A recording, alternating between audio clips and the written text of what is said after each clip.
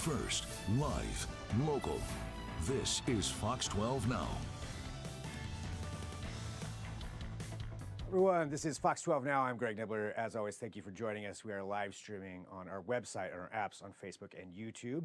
And we appreciate you being a part of the conversation. You can always watch the segments afterward on all those platforms and share what you like to. Today is International Women's Day, and in accordance with that, we're going to be talking about mental health, wellness in women's sports, and a lot more than that. Joining us to do so, I've got the co-founders of the Athletes Mental Health Foundation. I've got them both here. I want to make sure I get everybody's title correctly. We've got Katie Steele, who's a licensed therapist and co-founder of Thrive Mental Health Clinic in Bend, Oregon. And we've got Dr. Tiffany Brown, who's a licensed therapist and senior lecturer and clinical director in the Couples and Family Therapy Graduate Program at the University of Oregon. A few accomplishments there between the two of you. So thank you very much for joining us. I really appreciate it. And you know, we're going to get into talking about mental health in women's sports and your new podcast. But to start off, I wanted to talk about the Athletes Mental Health Foundation and just get an understanding of what that is. And I'm not sure who wants to go first, but if you wouldn't mind talking about that and why it is that you wanted to start this organization. Yeah, and thanks for the question, because I think the foundation is at the heart of the work that we're doing. And we started writing a book called The Price She Pays a couple years ago. And as many know who are on the side of writing books, it takes a while to get it through publication. And while we've been waiting for it to hit shelves in June, we started a foundation in order to continue the conversation. And the foundation is really a place to house solutions for this incredible crisis that athletes are dealing with that many are not talking about. And so we have an opportunity to provide trainings and resource guides and host conversations with people to really bring attention to what we feel is such an important issue. And it is, you know, such a huge thing, and I definitely want to discuss the book as well here as we get through. And Katie, you know, talking to you on your side of things, you know, what do you think are some of the most important things that people should be aware of when it comes to this? Yeah, I think we have to get protocols in place. I think that's one of the most important starting pieces is we have so many parameters and policies in place for if there's a physical ailment, and we don't have those in place for if there's a mental health need. And so people are recreating the wheel. And what we want to help athletic systems do is know how to respond. And if we can help people know how to respond, then regardless of what symptom is popping up, they'll be able to have an intervention and a plan in place to be able to support the athlete in their mental health needs. And it really is something that as far as what you've seen clearly is that there isn't really a playbook for something like that right now, as far as dealing with some of the mental health issues that people are becoming aware of. Well, yeah, absolutely. Oh, girl. It's okay. Yeah, it's both of you have so much knowledge, so I totally understand. Whoever wants to go first. I'll jump in real quick. I think the playbook is there in the sense that there are some places that have tried to figure out how to do this and to provide support. And there's some coaches around the country who are really skilled at showing up for athletes. What the problem is that each university and athletic program, even down into youth sports, are kind of trying to figure this out on their own and not really turning towards a place or a wheelhouse that is already designed. And so given Katie and I's, you know, you were naming accomplishments, but we've just done a lot of work in this arena, and we've been able to, you know, develop ideas and be able to bring programs and coaches and athletic systems resources so they can go ahead and implement it without trying to recreate and come up with all these ideas on their own. That's great. And that's, you know, with the foundation that you have there for that to help people, you know, learn more about this and understand how to utilize those things. From there, I guess let's jump ahead a little bit and talk about the podcast that you found and specifically this topic here today. But tell us a little bit about this new podcast. Yeah, we're excited for the podcast. We have been getting to have so many conversations, and The Price She Pays is all story driven. So we've been having conversations and wanted to bring that to a really accessible forum. And that's when Sports Shrinks evolved, of making sure that it's a 40-minute clip that people are able to walk away from the conversation and the brainstorming and some of the interventions that we have found to be really effective in a short amount of time. And I would imagine this covers a wide range of topics that you're going to be, having on there, because there are so many different facets and things to that. And I do think it's, it's at least as far as from the public side of things, I do think it's really interesting, especially over the last several years, how mental health in athletes has become much more of a talking point and something that seems to be less stigmatized than it was before. And and for a while that was kind of how it was. That some things like that could be stigmatized, but you see athletes being more willing to talk about some of these issues as well. Do you see that happening overall in the world of sports? Sure. I think there's definitely a kind of culture shift in some ways to have a conversation. What I think gets missed in those dialogues that Katie and I are such major proponents of is the folks who are stepping in to, talk about their mental health are folks who have enormous power and huge platforms. And while that's important, and we think that's a part of that culture shift and really allows that stigma to hopefully be shifted, it doesn't always capture the needs of kind of the everyday kid who's playing sports, the college athlete who maybe isn't the star player. And that's where I think we need to fill in those gaps. And so, yes, it's shifting for sure. And I think we have a long ways to go.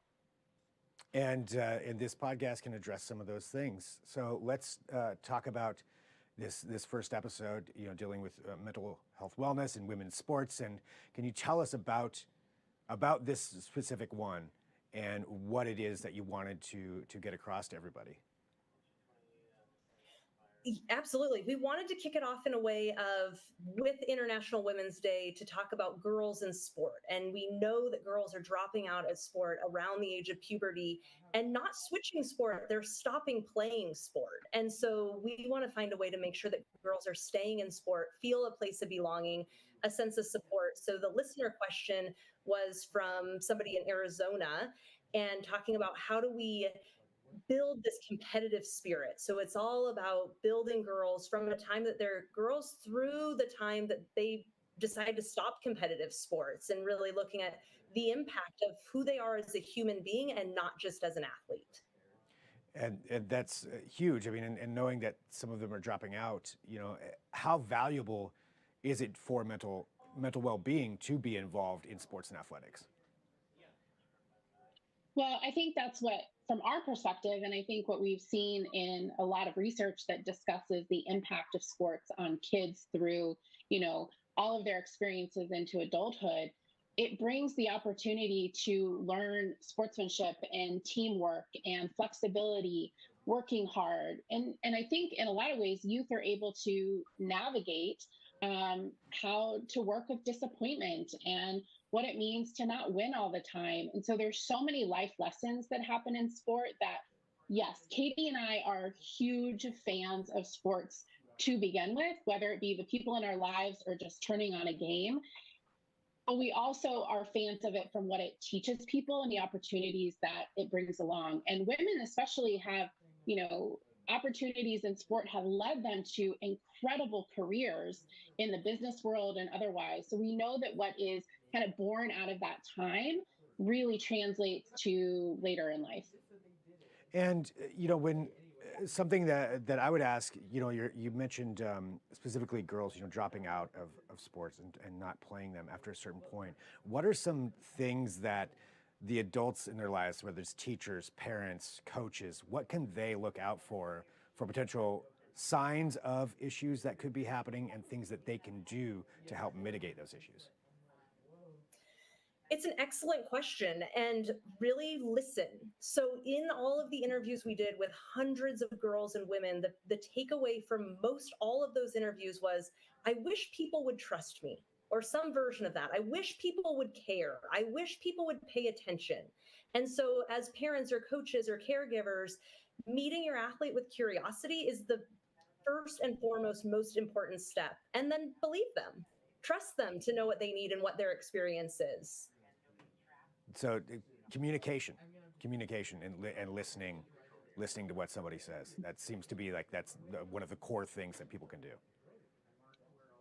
It's core, and it's also, I think people take it for granted. And so we have conversations with parents a lot around, a parent might say, oh, I do ask those questions. I do listen. My kid gets in, the car after practice and I ask them how it went and they don't really want to talk about it. And so part of what I think Katie and I are really adept at doing, especially with the Athletes Mental Health Foundation, is really helping piece out what that looks like. So it's not just asking your kid, how was practice or how are you doing, but keeping in mind that coming off of practice might be exhaustion. Adrenaline has been high, needing to, have those conversations often and in an ongoing way so that it's not just a one and done where then a parent feels like, oh, my kid didn't want to talk about it. I don't want to bug them anymore.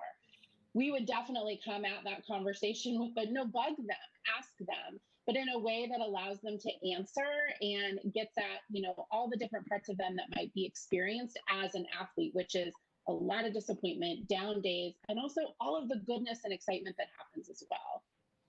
So yeah, it's listening and then continuing to ask and finding out more. I mean, I think that's such valuable information to think about. And I think it kind of got mentioned there at some point that people can take that for granted. Communication can be taken for granted or not understood correctly. So yeah, and this first episode is out, and I want to let people know. I want to talk about the book, but before that, just talking about this episode and the new podcast. Can you tell people how to find it and what you would like them to take away from listening to the show? You can find the podcast at any place you listen to podcasts, Apple Podcasts, Spotify. We have it on our website, athletesmentalhealthfoundation.org, under Sport Shrinks. And what we hope people take away is similar to what Tiffany was just saying, of really tangible tools, right? So it's not the question you ask, but rather how you ask the question. And so we hope people are able to learn different ways for how to support their athlete or different interventions that they can be integrating into their programs. We're really big on athletes need individual support, but we really need to see some reform within athletic systems as well, because if the system can generate a change and we can move the interventions further upstream, we will be able to prevent some of the symptomology that we're currently seeing in sport by tending to the needs sooner rather than having it be this reactionary response. We can front load some of the questions and some of the interventions, and that's what we're creating through Sports Shrink, is quick little tangibles that you can implement instantaneously. Fantastic. And Sports Shrink, and we're almost out of time, but I did want to make sure that we talked about this as well. So this is the book. Can you let people know about this and when it's coming out? Yeah, we're super excited, and you can find the book on shelves on June 18th, 2024, The Price She Pays, and it is actually available for pre-order now anywhere you get a book. And we interviewed hundreds of women and really looked at the experiences of mental health and really deem it as a crisis across women's sports. And that's something that you're bringing a lot of exposure to, and you're letting people know about this and figuring out how to tackle some of these things and help people out. And that's, at the end of the day, I mean, that's fantastic. And for both of you, I want to say thank you very much for joining us here. We are live in the Fox 12 Oregon newsroom. I think something just fell behind me. So if anybody heard a crash, I'm not even going to look. But live TV, right? Right, it's live. What are you going to do? But seriously, Katie and Tiffany, thank you very much for joining me. I really, really appreciate your time. Happy International Women's Day, and thanks for sharing all of this, incredible work that you've done, and now sharing it with other people to help people out. It really makes a difference. Thank you for doing that. Yeah. Thank you. So Thank you much. for having us. Absolutely. And for everybody else who's watching, again, this is Fox 12 Now.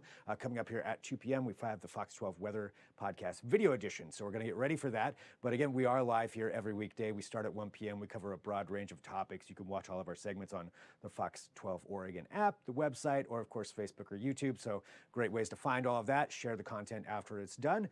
Thank you for joining us. We're going to reset here real quick. We'll turn around. We'll be right back with the Weather Podcast video edition. I'm Greg Nibbler. This is Fox 12 Now.